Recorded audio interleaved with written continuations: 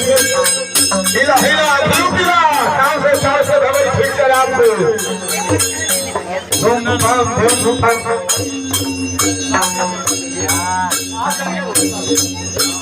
हाय राजू मां बोला लो बाबा बाबा जिया जियो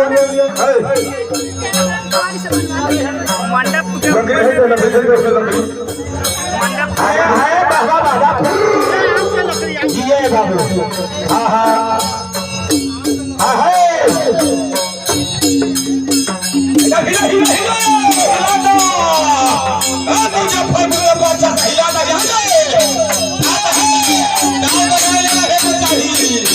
हां हां हां बाबा बाबा आओ आओ शिवा हे सुनील भाई शरियाना हाँ सुनिए जब जंगिया पहनेंगे तो